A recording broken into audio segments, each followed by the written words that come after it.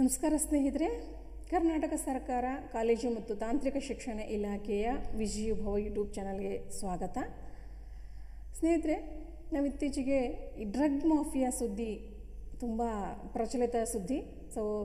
ಎಲ್ಲ ಸುದ್ದಿ ಮಾಧ್ಯಮಗಳಲ್ಲೂ ಈ ವಿಷಯದ ಚರ್ಚೆಯನ್ನು ಕೇಳ್ತಾ ಇದ್ದೀವಿ. ನಾವು ಪ್ರತಿದಿನ ಹೊಸ ಹೊಸ ಒಂದು ಆಯಾಮಗಳನ್ನು ಇದು ಪಡಿತಾ ಇದೆ, ಹೊಸ ಹೊಸ ವಿಷಯಗಳನ್ನು ಹೊರಗೆ ಹಾಕ್ತಾ ಇದೆ.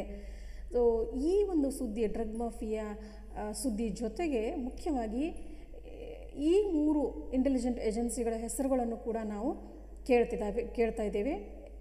ಅವು CBI, NCB ಮತ್ತು ED. ಹಾಗಿದ್ರೆ ಈ ಒಂದು ಇಂಟೆಲಿಜೆಂಟ್ ಏಜೆನ್ಸಿಗಳ ನಂಟು ಏನಿದೆ ಅದರ ಜೊತೆಗೆ ಅನ್ನೋದನ್ನು ನೋಡಬೇಕು ಅಂದರೆ ಇವುಗಳ ಒಂದು ಸ್ವರೂಪ ಮತ್ತು ಇವುಗಳ ಉದ್ದೇಶ ಮತ್ತು ಇವುಗಳ ಕಾರ್ಯವ್ಯಾಪ್ತಿ ಏನು ಅನ್ನೋದನ್ನು ನಾವು ಚರ್ಚಿಸಬೇಕು. ಯಾಕೆಂದರೆ ಇದು ಪ್ರಚಲಿತ ವಿಷಯ ಆಗಿರೋದ್ರಿಂದ ಬಹಳಷ್ಟು ಸ್ಪರ್ಧಾತ್ಮಕ ಪರೀಕ್ಷೆಗಳಿಗೆ ಇವುಗಳ ರಿಲೇಟೆಡ್ ಆಗಿ ಪ್ರಶ್ನೆಗಳು ಬರ್ಬೋದು ಸ್ನೇಹಿತರೆ. ಅದಕ್ಕೋಸ್ಕರ ನಾನು ಈ ವಿಡಿಯೋದಲ್ಲಿ ಈ 3 ಇಂಟೆಲಿಜೆಂಟ್ ಏಜೆನ್ಸಿಗಳ ಸಂಕ್ಷಿಪ್ತ ಪರಿಚಯವನ್ನು ತಮಗೆ ನೀಡ್ತೇನೆ. ನಾನು ಬೋರಮ್ಮ ಹೆಚ್ ಅಂಗಡಿ, working as assistant professor in department of political science, GFGC HD ಕೋಟೆ, ಮೈಸೂರು ಡಿಸ್ಟ್ರಿಕ್ಟ್. ಈ ಸುಶಾಂತ್ ಸಿಂಗ್ ರಜಪೂತ್ ಡೆತ್ ಕೇಸ್ನ ವಿಚಾರಣೆಯನ್ನು ಸುಪ್ರೀಂ ಕೋರ್ಟ್ CBIಗೆ ವಹಿಸಿದ್ದು ತಮಗೆಲ್ಲ ಗೊತ್ತು. ಹೀಗಾಗಿ CBI ಸುದ್ದಿಯಲ್ಲಿತ್ತು ಈ ಕೇಸ್ಗೆ ಸಂಬಂಧಪಟ್ಟ ಹಾಗೆ. ಆದರೆ CBI ಈ ವಿಚಾರಣೆಯನ್ನು ತನಿಖೆಯನ್ನು ಮಾಡ್ತಕ್ಕಂಥ ಸಂದರ್ಭದಲ್ಲಿ ವಾಟ್ಸಪ್ ಚಾಟ್ಗಳನ್ನು ಪರಿಗಣಿಸಿದಾಗ ಅಲ್ಲಿ ಹೊರಬಿದ್ದಂತಹ ಹೊಸ ವಿಷಯ ಏನು ಅಂದರೆ ಡ್ರಗ್ ಮಾಫಿಯಾ. ಆ ವಾಟ್ಸಪ್ ಚಾಟ್ಗಳ ಮೂಲಕ ಏನು ಡ್ರಗ್ ಮಾಫಿಯಾ ಹೊರಗಡೆ ಬಿತ್ತೋ ಆವಾಗ ಇಲ್ಲಿ NCB ಎಂಟರ್ ಆಯಿತು. ಜೊತೆಗೆ ಈ ಡ್ರಗ್ ಮಾಫಿಯಾ ಹಿಂದಿನ ಉದ್ದೇಶ ಕೇವಲ ಡ್ರಗ್ ಮಾದಕ ವಸ್ತುಗಳಂತ ಏನು ಕರಿತೀವಿ ಅವುಗಳ ಸೇವನೆ ಮಾತ್ರ ಆಗಿರಲಿಲ್ಲ. ದುಡ್ಡನ್ನು ಕೊಳ್ಳೆ ಹೊಡೆಯುವುದು, ಹಣವನ್ನು ದೋಚುವ ಉದ್ದೇಶ ಇತ್ತು. ಅಂದರೆ ಸಾಕಷ್ಟು ದೊಡ್ಡ ಪ್ರಮಾಣದಲ್ಲಿ ಇಲ್ಲಿ ಆರ್ಥಿಕ ಅವ್ಯವಹಾರ ನಡೆದಿದೆ ಅನ್ನೋದು ಕಂಡುಬಂತು. ಹೀಗಾಗಿ ED ಕೂಡ ಎಂಟರ್ ಆಯಿತು. ಹೀಗೆ ಈ ಕೇಸ್ನ ಜೊತೆಗೆ ಈ 3 ಇಂಟೆಲಿಜೆಂಟ್ ಏಜೆನ್ಸಿಗಳು ಯಾವ ರೀತಿ ತಮ್ಮ ಸಂಬಂಧವನ್ನು ಹೊಂದಿದ್ವು ಅನ್ನೋದನ್ನು ನೋಡಿದ್ವಿ. ಇದ್ರೆ ಇವುಗಳ ಸಂಕ್ಷಿಪ್ತ ಒಂದು ಪರಿಚಯನ ನೋಡೋಕ್ಕಿಂತ ಮುಂಚೆ ಭಾರತದಲ್ಲಿ ಇರ್ತಕ್ಕಂಥ ಇತರೆ ಇಂಟೆಲಿಜೆಂಟ್ ಏಜೆನ್ಸಿಗಳು ಯಾವ್ಯಾವು, ಏನು ಇಂಟೆಲಿಜೆಂಟ್ ಏಜೆನ್ಸಿಗಳು ಅನ್ನೋದನ್ನು ನೋಡೋದಾದರೆ ಇವು ಮುಖ್ಯವಾಗಿ ಜನರ ಭದ್ರತೆಗೋಸ್ಕರ, ನಾವು ಜನರ ಭದ್ರತೆಗೋಸ್ಕರ ಏನು ಫಂಡಮೆಂಟಲ್ ಲಾ ಅಥವಾ ಕಾಮನ್ ಲಾ ಅಂತ ಏನು ಮಾಡ್ಕೊಂಡಿದ್ದೀವಿ, ಸಂವಿಧಾನ, ಮೂಲಭೂತ ಕಾನೂನಾಗಿರ್ಬೋದು, ಇತರೆ ಸಾಮಾನ್ಯ ಕಾನೂನುಗಳಾಗಿರ್ಬೋದು, ಆ ಕಾನೂನುಗಳನ್ನು ಸಮರ್ಪಕವಾಗಿ ಜಾರಿ ಮಾಡತಕ್ಕಂತಹ ಏಜೆನ್ಸಿಗಳಲ್ಲಿ ಇವು ಕೂಡ. ಅದಕ್ಕೆ ಇವುಗಳನ್ನು ಲಾ ಎನ್ಫೋರ್ಸ್ಮೆಂಟ್ ಏಜೆನ್ಸಿಗಳು ಅಂತ ಕೂಡ ಕರಿತೀವಿ ನಾವು. ಇವು ಮುಖ್ಯವಾಗಿ ಜನರಿಗೆ ಭದ್ರತೆಯನ್ನು ಒದಗಿಸ್ತಕ್ಕಂಥ ಕಾರ್ಯವನ್ನು ಮಾಡ್ತವೆ. ಈ ಕಾರ್ಯ ಮಾಡೋದಕ್ಕೆ ಕೇಂದ್ರ ಮಟ್ಟ ಮತ್ತು ರಾಜ್ಯ ಮಟ್ಟದಲ್ಲಿ ಅನೇಕ ಲಾ ಎನ್ಫೋರ್ಸ್ಮೆಂಟ್ ಏಜೆನ್ಸಿಗಳಿದ್ದಾವೆ. ಅವುಗಳನ್ನ ಇಂಟೆಲಿಜೆಂಟ್ ಏಜೆನ್ಸೀಸ್ ಅಂತ ಕೂಡ ಕರಿತೇವೆ. ಉದಾಹರಣೆ ನೋಡೋದಾದರೆ ಭಾರತದಲ್ಲಿರ್ತಕ್ಕಂಥ ಕೇಂದ್ರ ಮಟ್ಟದ ಪ್ರಮುಖ ಇಂಟೆಲಿಜೆಂಟ್ ಏಜೆನ್ಸಿಗಳು ಯಾವ್ಯಾವು ಅಂದರೆ ರಾ, research and analysis wing, intelligence bureau, CBI, central bureau of investigation, NCB, narcotics control bureau, NCRB, national crime record bureau, NCTC, national counter terrorism centre, CID, criminal investigation department, ED, enforcement directorate. ಈ ರೀತಿ ಕೆಲವು ಉದಾಹರಣೆಗಳನ್ನ ನೀಡಿದೆ ನಾನು. ಇನ್ನೂ ಸಾಕಷ್ಟು ಸಂಖ್ಯೆ intelligent ಏಜೆನ್ಸಿಗಳು ಇದ್ದಾವೆ. ಬಟ್ ಈ ವಿಡಿಯೋದಲ್ಲಿ ನಾನು ಮುಖ್ಯವಾಗಿ 3 ಏಜೆನ್ಸಿಗಳ ಸಂಕ್ಷಿಪ್ತ ವಿವರಣೆಯನ್ನು ನೀಡ್ತೇನೆ. ಮುಖ್ಯವಾಗಿ CBI, central bureau of investigation. ಇದು ಭಾರತದ ಅತ್ಯಂತ ಪ್ರಮುಖ ಇನ್ವೆಸ್ಟಿಗೇಟಿಂಗ್ ಏಜೆನ್ಸಿಯಾಗಿದ್ದು, ಈ CBI ಸ್ಥಾಪನೆ ಆಗೋಕ್ಕಿಂತ ಮುಂಚೆ ಈ ಕಾರ್ಯವನ್ನು ನಿಭಾಯಿಸೋದಕ್ಕೆ 1941ರಲ್ಲಿ ಸ್ಥಾಪನೆಯಾದಂತಹ ಸ್ಪೆಷಲ್ ಪೊಲೀಸ್ ಎಸ್ಟಾಬ್ಲಿಷ್ಮೆಂಟ್ ಈ ಕಾರ್ಯವನ್ನು ಮಾಡ್ತಾಯಿತ್ತು.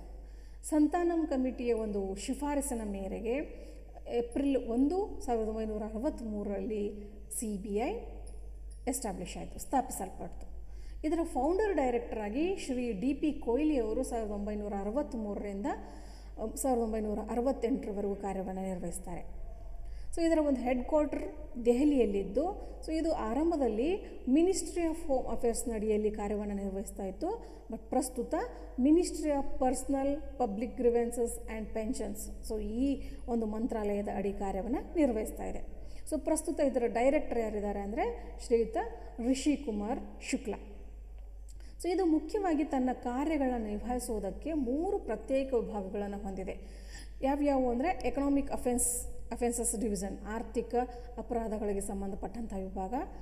ಆ್ಯಂಟಿ ಕರಪ್ಷನ್ ಡಿವಿಷನ್, ಸೊ ಭ್ರಷ್ಟಾಚಾರ ವಿರೋಧಿ ವಿಭಾಗ ಅಂತ ಕರಿತೀವಿ, ಸ್ಪೆಷಲ್ ಕ್ರೈಮ್ ವಿಶೇಷ ಅಪರಾಧಗಳ ವಿಭಾಗ. ಸೊ ಈ 3 ವಿಭಾಗಗಳು ಆಯಾ ಕೇಸುಗಳಿಗೆ ಸಂಬಂಧಪಟ್ಟಂಥ ವಿಚಾರಣೆಯನ್ನು ನಡೆಸ್ಕೊಂಡು ಹೋಗ್ತಾರೆ. ಸೊ ಮುಖ್ಯವಾಗಿ CBI ಈ ರಾಷ್ಟ್ರೀಯ ಮತ್ತು ಅಂತಾರಾಷ್ಟ್ರೀಯ ಮಹತ್ವವನ್ನು ಪಡೆದಂಥ ಕೇಸುಗಳ ತನಿಖೆಯನ್ನು ವಿಚಾರಣೆಯನ್ನು ಎತ್ತಿಕೊಳ್ಳುತ್ತೆ. ಕೆಲವು ಸಾರಿ ರಾಜ್ಯಕ್ಕೆ ಸೀಮಿತವಾದಂಥ ಕೇಸುಗಳಿದ್ದರೂ ಕೂಡ ಆ ಕೇಸ್ ಏನಾದರೂ ಸಾರ್ವಜನಿಕ ಮಹತ್ವವನ್ನು ಪಡ್ಕೊಂಡಿದ್ದರೆ ಅಂಥ ಕೇಸನ್ನ ವಿಚಾರಣೆಯನ್ನು ಮಾಡಿ ಅಂತ ಹೇಳಿ ಸಂಬಂಧಪಟ್ಟಂಥ ರಾಜ್ಯ ಸರ್ಕಾರಗಳು ಕೇಳಿಕೊಂಡ್ರೆ ಆವಾಗ CBI ಆ ಕೇಸುಗಳ ವಿಚಾರಣೆಯನ್ನು ಕೂಡ ಮಾಡುತ್ತೆ. ಸೊ ಹಾಗಿದ್ದರೆ CBI ತನಿಖೆಗೆ ಒಳಪಟ್ಟಂತಹ ಕೇಸುಗಳು 100ಕ್ಕೆ 100 ಯಶಸ್ವಿಯಾಗಿ ನ್ಯಾಯವನ್ನು ಪಡೀತಾವ, ಅತ್ಯಂತ ಪ್ರಾಮಾಣಿಕ ಮತ್ತು ನಿಖರ ಒಂದು ತನಿಖೆ ಆಗತ್ತಾ ಸೊ ಅನ್ನೋದನ್ನು ನಾವು ಅಂದರೆ ಈ ಥರದ ಪ್ರಾಮಾಣಿಕವಾಗಿ ತನಿಖೆಯನ್ನು ಮಾಡೋವಷ್ಟು ಸಂಪೂರ್ಣವಾಗಿ CBI ಸರ್ವಸ್ವತಂತ್ರವಾಗಿದೆನಾ, ಅದರ ಮೇಲೆ ಯಾವುದೇ ಪ್ರಭಾವಗಳು ಬೀರೋದಿಲ್ವಾ? ಸೊ ಈ ರೀತಿ ಪ್ರಶ್ನೆಗಳನ್ನು ಹಾಕ್ಕೊಂಡಾಗ ನಮಗೊಂದು ಇತಿಹಾಸದಲ್ಲಿ ಸಾಕಷ್ಟು ಆಲ್ರೆಡಿ ನಮಗೆ ಉದಾಹರಣೆಗಳು ಸಿಕ್ಕಿದ್ದಾವೆ. ಏನಂದರೆ ಎಷ್ಟೋ ಭ್ರಷ್ಟಾಚಾರ ವಿರೋಧಿ ಕೇಸುಗಳ ತನಿಖೆಯನ್ನು ಮಾಡುವಾಗ ಸ್ವತಃ CBI ಅಧಿಕಾರಿಗಳೇ ಭ್ರಷ್ಟಾಚಾರಕ್ಕೆ ಒಳಗಾಗಿರೋದನ್ನು ನೋಡಿದ್ದೇವೆ. ಎಷ್ಟೋ ಕೇಸುಗಳ ತನಿಖೆ ಸಂದರ್ಭದಲ್ಲಿ CBI ಅಧಿಕಾರಿಗಳು ಸಾಕಷ್ಟು ರಾಜಕೀಯ ವ್ಯಕ್ತಿಗಳ ಪ್ರಭಾವಕ್ಕೆ ಒಳಗಾಗಿರೋದನ್ನು ನೋಡ್ತೇವೆ.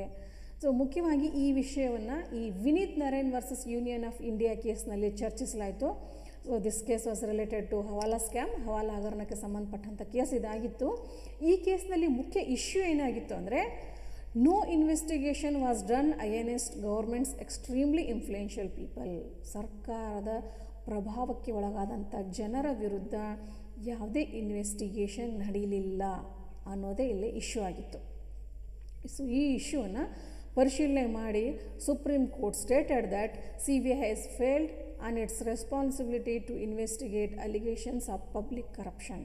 ಸಾರ್ವಜನಿಕ ಲಂಚಕ್ಕೆ ಸಂಬಂಧಪಟ್ಟಂಥ ಅಲಿಗೇಷನ್ಗಳ ಇನ್ವೆಸ್ಟಿಗೇಟ್ ಮಾಡುವಲ್ಲಿ CBI ತನ್ನ ಜವಾಬ್ದಾರಿಯಲ್ಲಿ ಏನಾಗಿದೆ ವಿಫಲವಾಗಿದೆ ಅನ್ನೋ ಸ್ಟೇಟ್ಮೆಂಟನ್ನು ಕೊಟ್ಟು, ಅಷ್ಟಲ್ಲದೆ it issued guideline to ensure CBI's autonomy and put it under CBC for supervision. So ಈ ವಿಷಯಕ್ಕೆ ಸಂಬಂಧಪಟ್ಟಂತೆ ಅದು ಒಂದು ಗೈಡ್ಲೈನನ್ನು ಪ್ರಕಟ ಮಾಡಿ ಸುಪ್ರೀಂ ಕೋರ್ಟ್ ಏನು ಮಾಡ್ತು ಅಂದರೆ ಇದರ ಸ್ವತಂತ್ರವನ್ನು ಸ್ವಲ್ಪ ಲಿಮಿಟ್ ಮಾಡಿ ಸೀಮಿತಗೊಳಿಸಿ ಇದನ್ನು CVC ಸೆಂಟ್ರಲ್ ವಿಜಿಲೆನ್ಸ್ ಕಮಿಷನ್ ಅಂತ ಏನು ಕರಿತೀವಿ ಅದರ ಒಂದು ಸೂಪರ್ವಿಷನ್ನಲ್ಲಿ ಇಟ್ಟಿತು. ಸೊ ಇದರ ಒಂದು ನೇಮಕಾತಿನ ನೋಡೋದಾದರೆ ಸೊ ಮುಖ್ಯವಾಗಿ 3 ವ್ಯಕ್ತಿಗಳು ಈ ಅಪಾಯಿಂಟ್ಮೆಂಟ್ ಆಫ್ CBIನಲ್ಲಿ ಪ್ರಮುಖ ಪಾತ್ರ ವಹಿಸ್ತಾರೆ. ಒಂದು ಪ್ರಧಾನಿಗಳು, ಇನ್ನೊಂದು ವಿರೋಧ ಪಕ್ಷದ ನಾಯಕ ಅಥವಾ ಲೋಕಸಭೆಯ ವಿರೋಧ ಪಕ್ಷದ ನಾಯಕ ಅಥವಾ ಲೋಕಸಭೆಯಲ್ಲಿ 2ನೇ ಬಹುಮತ ಪಡೆದ ಪಕ್ಷದ ನಾಯಕ, ಸೆಕೆಂಡ್ ಲಾರ್ಜೆಸ್ಟ್ ಪಾರ್ಟಿ ಅಂತ ಏನು ಕರಿತೀವೋ ಅದರ ಒಂದು ನಾಯಕ. ಹಾಗೆ 3ನೇ ವ್ಯಕ್ತಿ ಯಾರು ಇರ್ತಾರೆ ಅಂದರೆ ಸುಪ್ರೀಂ ಕೋರ್ಟ್ನ ಮುಖ್ಯ ನ್ಯಾಯಾಧೀಶರು ಅಥವಾ ಮುಖ್ಯ ನ್ಯಾಯಾಧೀಶರು ಸೂಚಿಸಿದಂಥ ಇತರ ಯಾವುದೇ ನ್ಯಾಯಾಧೀಶರು. ಸೊ ಇಲ್ಲಿ ಅಪಾಯಿಂಟ್ಮೆಂಟ್ ಕಮಿಟಿಯಲ್ಲಿ ಇರ್ತಾರೆ. ನೆಕ್ಸ್ಟ್ ಬಂದುಬಿಟ್ಟು NCB ನಾರ್ಕೋಟಿಕ್ಸ್ ಕಂಟ್ರೋಲ್ ಬ್ಯೂರೋ ಅಂತ ಕರಿತೀವಿ, ಮಾದಕ ವಸ್ತುಗಳ ನಿಯಂತ್ರಣ ಮಂಡಳಿ. ಸೊ ಇಲ್ಲಿ ತಮಗೆಲ್ಲ ಗೊತ್ತು ಮಾದಕ ವಸ್ತುಗಳ ಒಂದು ಮಾರಾಟ, ಸೇವನೆ ಮತ್ತು ಸಾಗಾಟ ಎಲ್ಲವೂ ಕೂಡ ನಿಷಿದ್ಧ ನಮ್ಮ ಸರ್ಕಾರದ ಅಡಿಯಲ್ಲಿ, ಹೌದಾ? ಸೊ ಇಂತಹ ಒಂದು ಜವಾಬ್ದಾರಿಯನ್ನು ನಿಭಾಯಿಸೋದಕ್ಕೆ ಇರ್ತಕ್ಕಂತಹ ಲಾ ಎನ್ಫೋರ್ಸ್ಮೆಂಟ್ ಏಜೆನ್ಸಿನೇ NCB. ಸೊ ಇದನ್ನು ಇಂಟೆಲಿಜೆನ್ಸ್ ಏಜೆನ್ಸಿ ಅಂತಲೂ ಕರಿತೀವಿ. ಇದು ಮುಖ್ಯವಾಗಿ ಮಿನಿಸ್ಟ್ರಿ ಆಫ್ ಹೋಮ್ ಅಫೇರ್ಸ್ ಅಡಿಯಲ್ಲಿ ಕಾರ್ಯವನ್ನು ನಿರ್ವಹಿಸುತ್ತೆ. ಸೊ ಇದು 1986 ಮಾರ್ಚ್ 17ನೇ ತಾರೀಕು ಸ್ಥಾಪಿಸಲ್ಪಡ್ತು under the provisions of narcotic drugs and psychotropic substances act 1985. ನೆನ್ಪಿಟ್ಕೊಳ್ಳಿ ಮತ್ತೊಂದು ಸರಿ, ಇದು narcotic drugs and psychotropic substances act 1985 ಪ್ರೊವಿಷನ್ನ ಅಡಿಯಲ್ಲಿ ಸ್ಥಾಪಿಸಲ್ಪಡ್ತು NCB. ಸೊ ಇದರ ಹೆಡ್ ಕ್ವಾರ್ಟರ್ ಸಹ ದೆಹಲಿಯಲ್ಲಿ ಇದ್ದು ಇದು ಮುಖ್ಯವಾಗಿ RTI ನೋಡಿ 2005ರಲ್ಲಿ ಜಾರಿಯಾದಂತಹ ಮಾಹಿತಿ ಹಕ್ಕು ನಿಯಮದ ಅಡಿಯಲ್ಲಿ ಬರ್ತಕ್ಕಂತಹ ಸೆಕ್ಷನ್ 24(1) ಪ್ರಕಾರ it is outside the ambit of RTI. So ಮಾಹಿತಿ ಹಕ್ಕು ಅಧಿನಿಯಮದಿಂದ ಏನಾಗಿದೆ, ಇದನ್ನು ಹೊರಗಿಡಲಾಗಿದೆ. ಅಂದರೆ ಯಾವುದೇ ಕಾರಣಕ್ಕೂ ಇದರ ವಿಚಾರಣೆ ಮಾಹಿತಿ ಹಕ್ಕಿನ ಅಡಿಯಲ್ಲಿ ನಾವು ಪಡೆದುಕೊಳ್ಳೋಕ್ಕೆ ಸಾಧ್ಯ ಇಲ್ಲ. ಅಂದರೆ ದೇಶದ ಹಿತದೃಷ್ಟಿಯಿಂದ ಭದ್ರತೆಯಿಂದ ಕೆಲವು ಇದಕ್ಕೆ ಮಾಹಿತಿ ಹಕ್ಕಿನಿಂದ ಏನು ಮಾಡಿದ್ದಾರೆ, ಮುಕ್ತತೆಯನ್ನು ಸ್ವತಂತ್ರವನ್ನು ಕೊಡಲಾಗಿದೆ. ಸೊ ಪ್ರಸ್ತುತ ಇದರ ಡೈರೆಕ್ಟರ್ ಜನರಲ್ ಯಾರಿದ್ದಾರೆ ಅಂದರೆ ಮಿಸ್ಟರ್ ರಾಕೇಶ್ ಆಸ್ಥಾನಾ. ಸೊ ಇದು ಮುಖ್ಯವಾಗಿ ಇದರ ಒಂದು what are the functions and powers of NCB ಅನ್ನೋದು ಅಂತ ನೋಡೋದಾದರೆ, ಈ ಮಾದಕ ವಸ್ತುಗಳ ಸೇವನೆ, ಸಾಗಾಟ ಮತ್ತು ಅದರ ಒಂದು ಸಂಗ್ರಹ, ಮಾರಾಟ, ಸೊ ಈ ಎಲ್ಲ ವಿಷಯಗಳಿಗೆ ಸಂಬಂಧಪಟ್ಟಂತಹ ಕೇಸ್ಗಳ ವಿಚಾರಣೆಯನ್ನು ನಡೆಸುವಾಗ ಇದು ಮುಖ್ಯವಾಗಿ CBI ಜೊತೆಗೂ ಕಾರ್ಯವನ್ನು ನಿರ್ವಹಿಸುತ್ತೆ. ಹಾಗೆ CEIB central economic intelligence bureau ಜೊತೆಗೆ central and state governments customs and central customs and central excise ಡಿಪಾರ್ಟ್ಮೆಂಟ್ಗಳ ಜೊತೆಗೆ, ಸ್ಟೇಟ್ ಪೊಲೀಸ್ ಡಿಪಾರ್ಟ್ಮೆಂಟ್ಸ್ಗಳ ಜೊತೆಗೆ, other intelligent and law enforcement ಏಜೆನ್ಸಿಗಳ ಜೊತೆಗೂ ಸಹ ಸೇರಿ ಕಾರ್ಯವನ್ನು ನಿರ್ವಹಿಸುತ್ತೆ. ನೆಕ್ಸ್ಟ್ ಬಂದುಬಿಟ್ಟು ಜಾರಿ ನಿರ್ದೇಶನಾಲಯ, ಎನ್ಫೋರ್ಸ್ಮೆಂಟ್ ಡೈರೆಕ್ಟರೇಟ್ ಅಂತ ಕರಿತೀವಿ, ED. ಸೊ ಇದು ಮುಖ್ಯವಾಗಿ ಈ ಎಕನಾಮಿಕ್ ಇಂಟೆಲಿಜೆಂಟ್ ಏಜೆನ್ಸಿ ಆಗಿದ್ದು, it's responsible for enforcing economic law and fighting economic crime in India.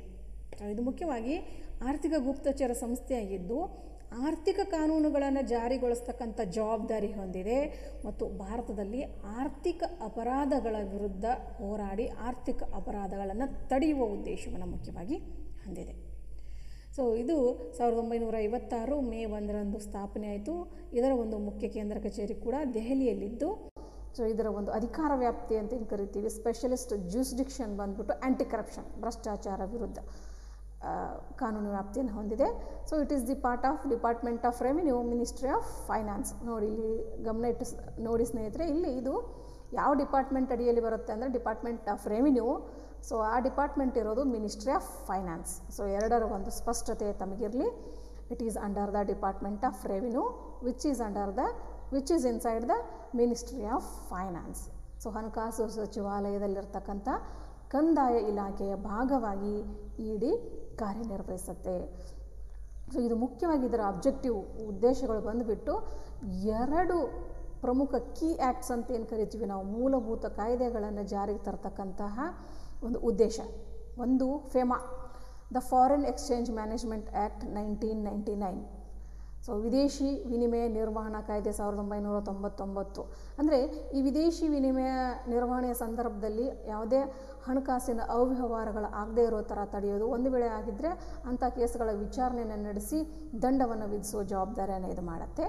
ಇನ್ನೊಂದು the prevention of money laundering act 2002. So money laundering ಅಂದರೆ ಅನಧಿಕೃತವಾಗಿ ಅಥವಾ ಕಾನೂನು ಬಾಹಿರವಾಗಿ ಹಣವನ್ನು ಸಂಪಾದನೆ ಮಾಡೋದು, ಹಣಕಾಸನ್ನು ಸಂಗ್ರಹ ಮಾಡೋದು, ಅಂದರೆ ಹಣದ ಗಳಿಕೆ, ಹಣದ ಸಂಗ್ರಹ ಮತ್ತು ವರ್ಗಾವಣೆ ಇವೆಲ್ಲವೂ ಕೂಡ ಕಾನೂನು ಬಾಹಿರವಾಗಿ ನಡೆದರೆ ಸೊ ಅಂಥ ವಿಷಯಗಳ ಒಂದು ಎಂಕ್ವೈರಿ ಮತ್ತು ದಂಡ ವಿಧಿಸುವ ಕಾರ್ಯವನ್ನು ಈ ED ಎನ್ಫೋರ್ಸ್ಮೆಂಟ್ ಡೈರೆಕ್ಟರೇಟ್ ಮಾಡುತ್ತೆ.